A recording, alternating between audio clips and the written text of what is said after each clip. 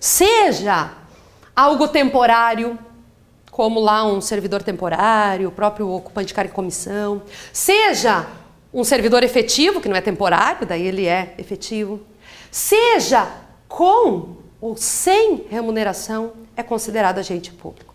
Agente público é a denominação mais ampla que nós temos para designar todos os demais que estão ali dentro da administração pública desempenhando alguma atividade administrativa. Aí, gente, o agente público, eu trouxe essa classificação aqui para vocês, tá? A nossa edital quer saber da classificação. Eu trouxe essa classificação para vocês. Não tem uma lei dizendo qual é a classificação do agente público, isso aqui é uma classificação doutrinária. Tem doutrina que classifica de um jeito, outra de um jeito, cada um escreve seu livro do jeito que quer, né? Então isso aqui é uma classificação doutrinária. Eu trouxe para vocês aquela que é mais pedida, aquela que é mais aceita aí dentro dos concursos públicos, que vem mais nas questões, tá? Então vejam, agente público é aquele que a gente chamava um tempo atrás de funcionário público. Quando eu perguntava assim, fulana tem um cargo público, ela trabalha na administração, né? O que ela é? Ai, não sei, né? Se ela é servidora pública, empregada pública, CC, se ela é particular em colaboração, se ela é agente militar, se ela é servidor temporário. É funcionária pública. A gente dizia isso, é funcionária pública. De funcionário público, daí já se entendia que pode ser qualquer coisa lá dentro da administração. Por o direito administrativo, a gente não chama mais de funcionário público. Funcionário público existe lá dentro do Código Penal, ainda chamam lá de funcionário público. Para nós, o direito administrativo agora, gente, é agente público. Olha que chique, mais chique, né? Agente público, tá até no edital de vocês escrito agente público, 2 pontos, né? São os agentes públicos. Dos agentes públicos, aí é que nós vamos ter todos os outros, tá? Quando a gente vai fazer concurso público, vem aqui, vai estudar, agora eu vou entrar no MPU e tal, e aí daqui a pouco chega a tua tia lá em casa, da tua casa e pergunta o que tu quer ser mesmo, daí eu já nem sei o que você, empregado público, servidor temporário, CC, agente público, agente militar, agente político, nem sei o que eu vou ser, né? Quero trabalhar lá dentro do MPU, mas não sei o que eu vou ser. Agora vocês vão entender aqui o que vocês vão ser lá dentro da administração pública e o que os outros são dentro da administração pública. Então, olhem só. Agentes públicos, nós vamos ter uma divisão primeiro nessas 4 grandes categorias aqui, que são quem? Os agentes políticos, os agentes militares, os particulares em colaboração com a administração e os chamados agentes administrativos. Tati, só quero saber onde é que eu tô aqui. Vocês estão aqui, ó. Eu já estou tratando vocês como servidor público, tá, gente? Quando eu falo vocês, é vocês lá dentro do MPU já, posse no cargo, tudo, até estável já, né? Então, vocês estão aqui, ó, tá? Mas olha da onde vocês têm que vir, ainda tem tudo aquilo lá em cima, ainda tem mais essa subdivisão aqui para chegar em vocês. Olha tudo que a gente tem de agentes públicos trabalhando, desempenhando atividade aí dentro da administração pública. Vamos dar uma olhadinha em cada um deles, sim, porque eles podem perguntar isso na prova para vocês, tá? Agentes políticos. Quem são os agentes políticos? Gente, pensa lá no deputado, no presidente da República, no senador, no vereador. Eles trabalham pela administração, né? Pelo menos deveriam trabalhar, né? Trabalham pela administração, né? Eles atuam aí dentro da administração. Mas eles são servidores públicos, funcionários? O que eles são, né? A gente chama eles de agentes políticos. Eles são agentes públicos, mas qual categoria? Servidor público, empregado público, CC, o que eles são? Agentes políticos. Essa é a categoria deles. Nos agentes políticos, geralmente a gente coloca aqui aquele pessoal detentor de mandato eletivo, os políticos mesmo, tá?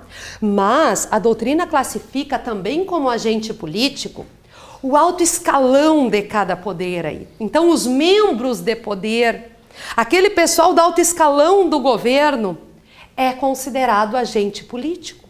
Então, além do deputado, do senador, do presidente, desses que têm mandato eletivo, os agentes políticos podem ser aqui o juiz, o membro do MP, os ministros de Estado, ministro da Saúde, né? O ministro da Saúde, tem concurso para ser ministro da Saúde? Não tem, né? Ele é um agente político, gente. É um agente político. É aquele pessoal que tem o poderzinho da caneta lá. Então, a gente classifica eles aqui, tá?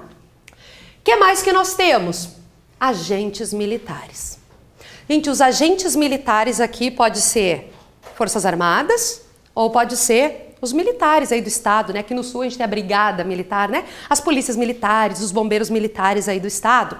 Os militares, tá? Principalmente esses que eram dos estados, o bombeiro, da polícia militar, eles eram considerados servidores públicos aqui junto com vocês.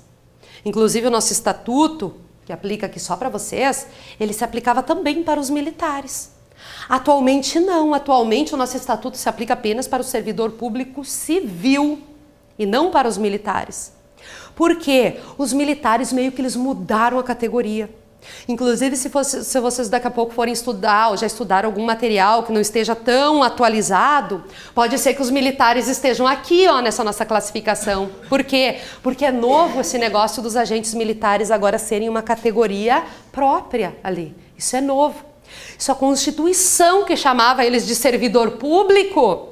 E aí a Constituição foi lá, teve uma alteração, teve uma emenda constitucional que tirou o servidor público e deixou só o quê? Dos militares. Antes estava escrito assim, dos servidores públicos militares. Daí eles eram como se fosse vocês, servidores públicos, só que vocês eram civis e eles militares. A Constituição tirou o status de servidor público deles e agora ela chama de dos militares. Tá? Então, ó, eles vieram para uma categoria à parte. Eles ainda têm um estatuto aí que disciplina a vida deles e tal, diz como é que é o regime jurídico, tudo deles, mas é um estatuto próprio, não é a Lei 8.112 que eu aplico para vocês. É um estatuto próprio dos militares. Então, ó, nessa classificação, eles são agentes públicos, mas agentes militares. Eles não são mais servidores públicos, a gente não chama mais ele de servidor público. Tati, mesmo aqui no sul a gente chama do brigadiano, né? O brigadiano que é o policial militar aqui do Rio Grande do Sul. Mesmo o policial militar, ele não é mais servidor público. Não, mesmo o policial militar, ele é classificado agora, modernamente, né? Não é tão moderno, mas por direito é, né? Ele é classificado aqui numa categoria à parte, ele não é mais servidor público, né? Apesar de que parece servidor público, tudo, né? A gente olha, nem sabia que ele não era mais, né? Mas é isso, é uma mudança de nomenclatura.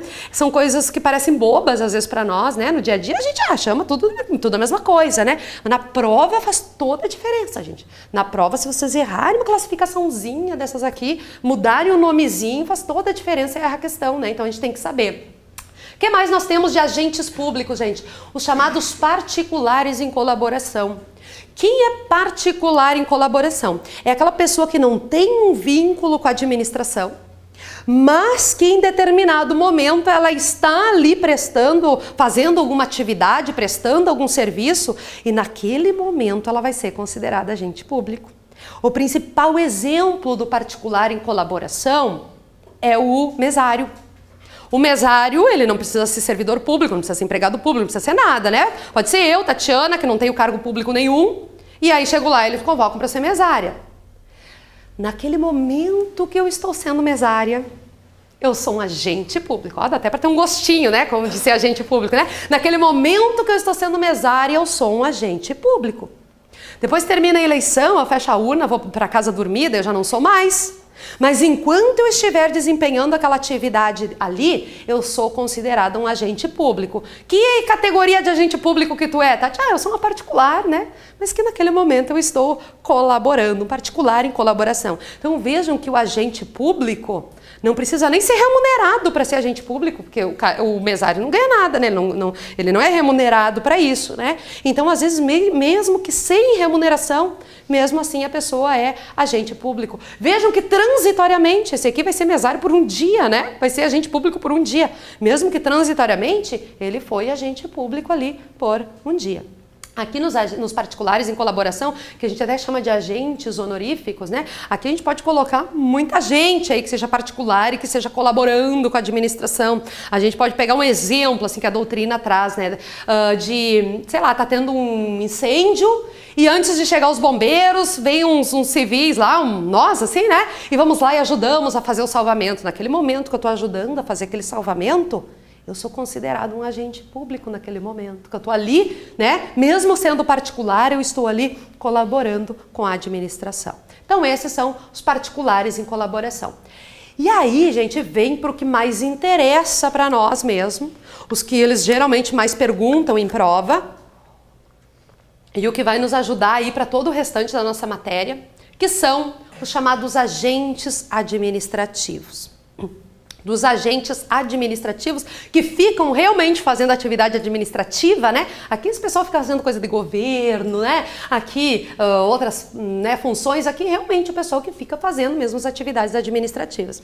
Dos agentes administrativos, que depois eu vou explicar para vocês que eles também são chamados de servidores estatais ou de servidores públicos em sentido amplo, tenho que falar porque realmente CESP cobra, FCC cobra, os bancos perguntam isso.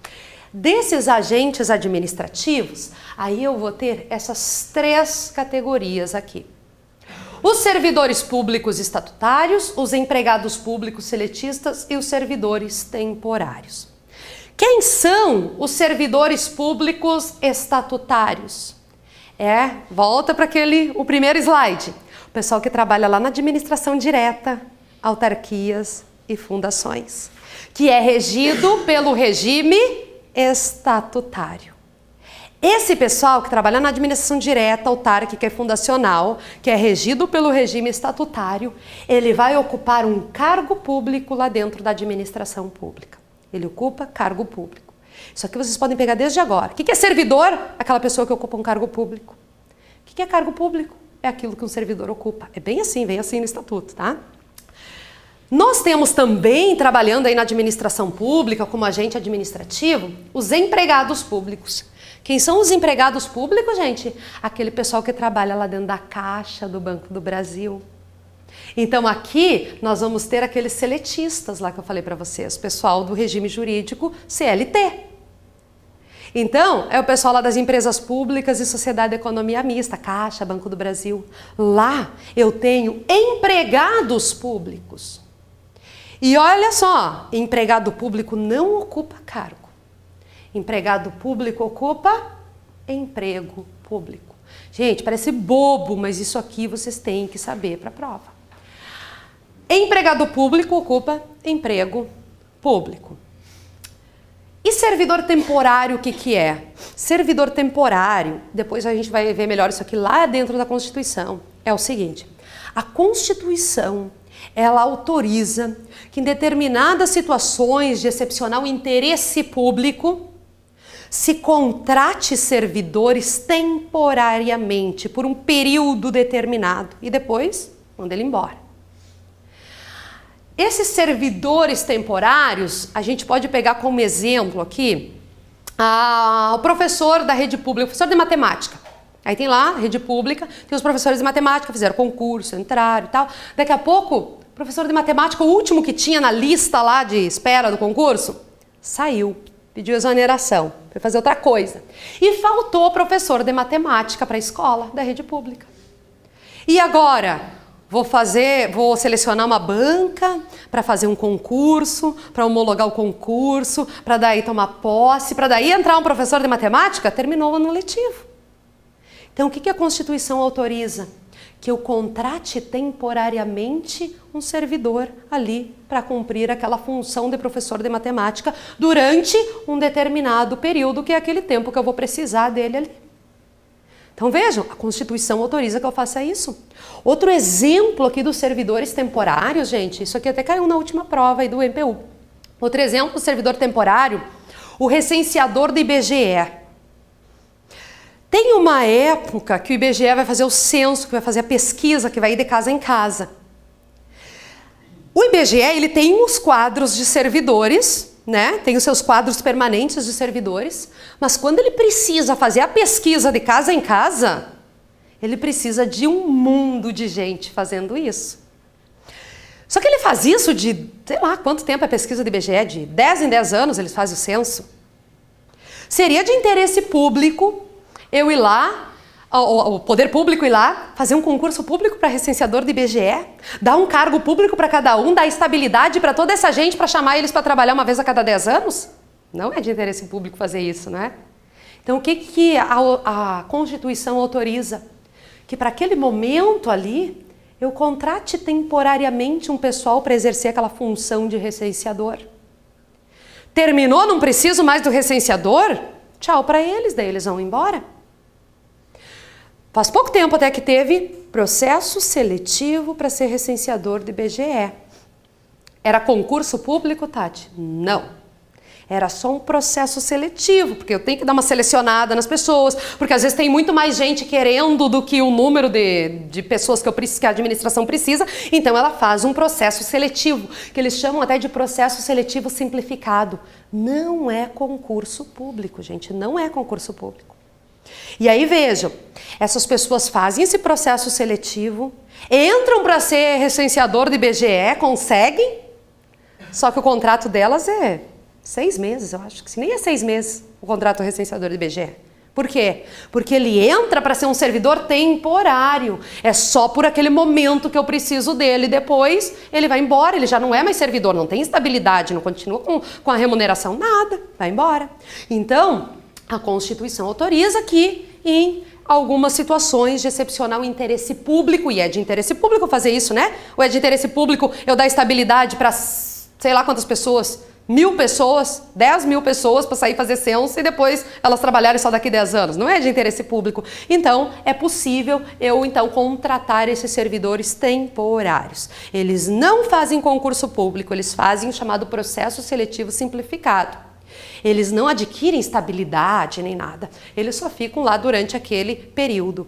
E mais, o servidor temporário não ganha um cargo para ele. O servidor temporário, ele só desempenha uma função pública durante aquele período. Então, ele vai desempenhar a função de professor de matemática durante aquele período. Ele vai desempenhar a função de recenseador do IBGE durante aquele período. Mas não é um cargo que ele ganhou.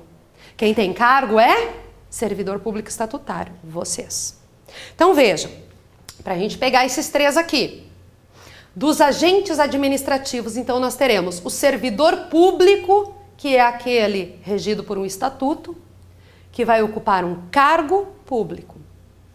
Nós teremos os empregados públicos, que são aqueles cujos regimes jurídicos, então, vão ser a CLT, seletista, e que vão ocupar um emprego público.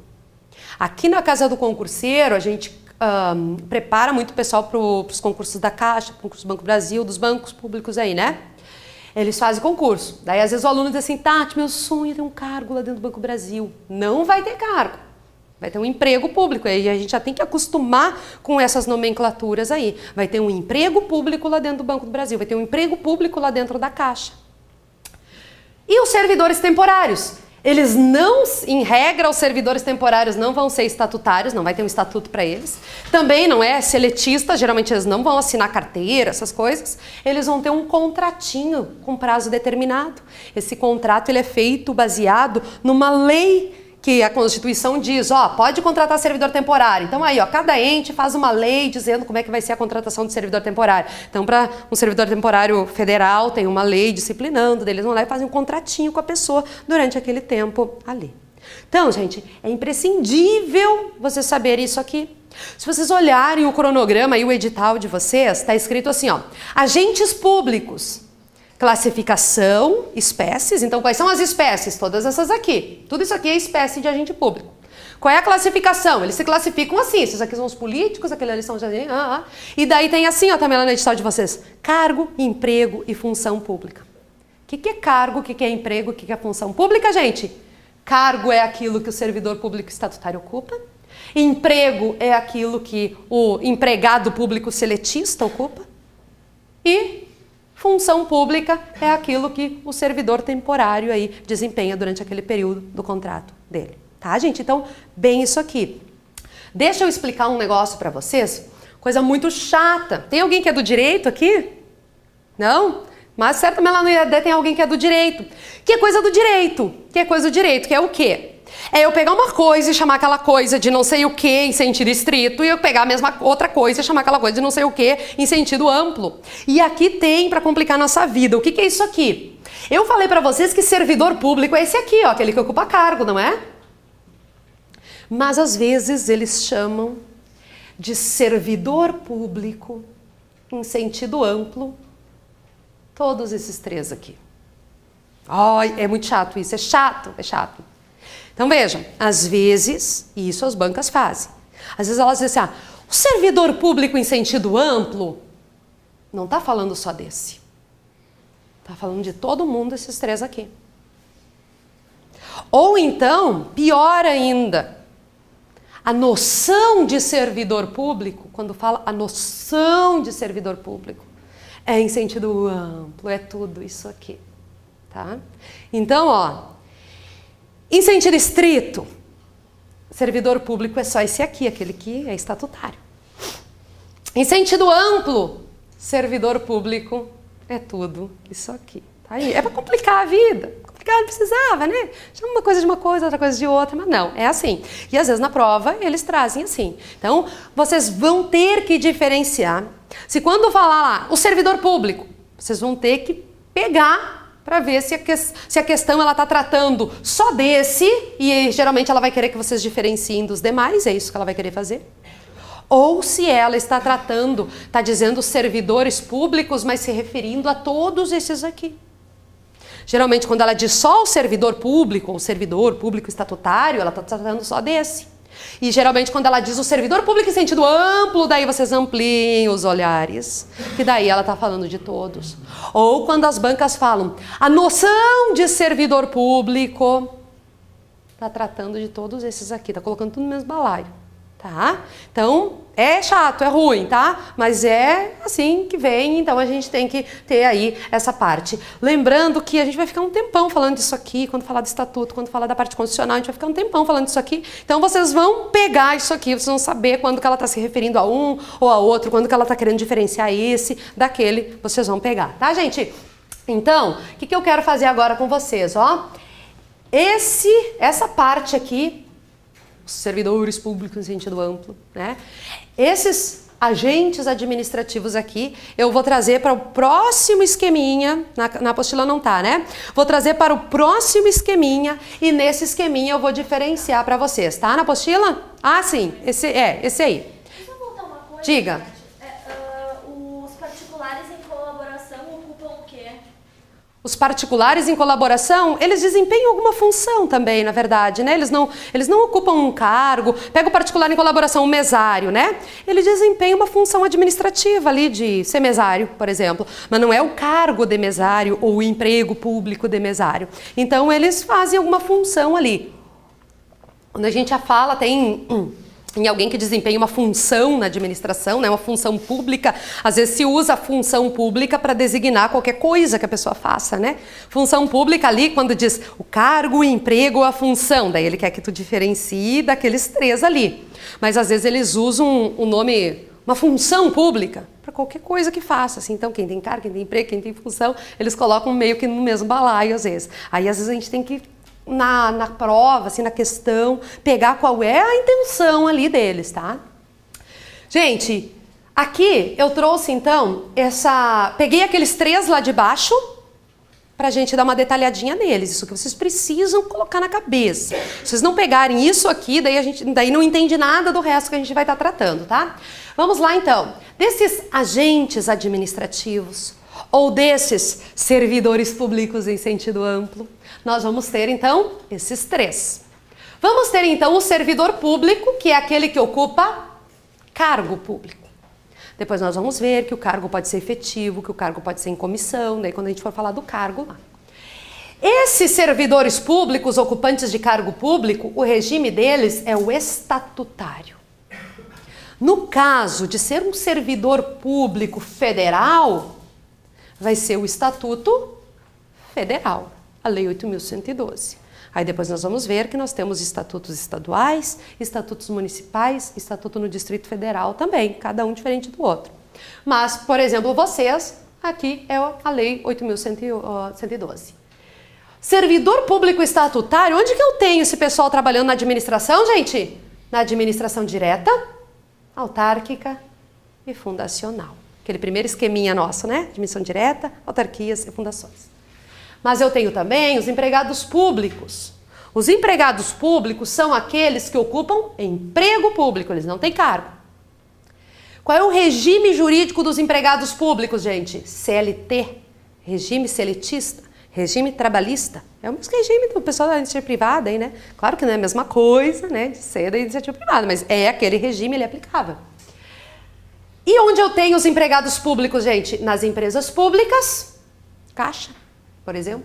Sociedade de Economia Mista, Banco do Brasil, por exemplo. Trouxe uma observação para vocês que se a banca for CESP, espero que seja, se a banca for CESP, gente, CESP considera que quem trabalha lá dentro do Banco do Brasil, da Caixa, nas empresas públicas, Sociedade de Economia Mista, são empregados públicos seletistas. Mas CESP considera que os dirigentes não são seletistas, tá?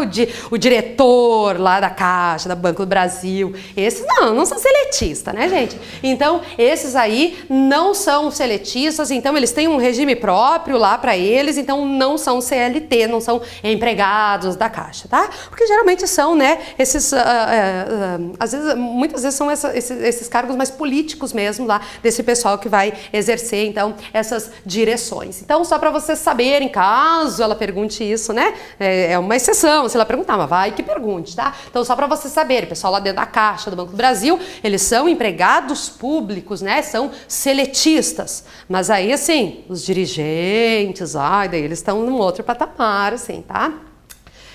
Servidor temporário, gente, então é aquele que a Constituição autoriza, né? Eles não têm cargo, eles não têm emprego, eles vão ocupar uma função. E eles não têm CLT, não têm estatuto, eles vão ter um contratinho que vai dizer todas as regras ali do que vai acontecer durante aquele período em que eles vão ficar ali trabalhando, tá? Servidor temporário, eu posso ter na admissão direta, autárquica, fundacional, das empresas públicas, sociedade de economia mista, então aí é conforme a lei de cada ente, aí conforme eles forem fazer, então eu posso ter servidor temporário aqui em toda a administração pública.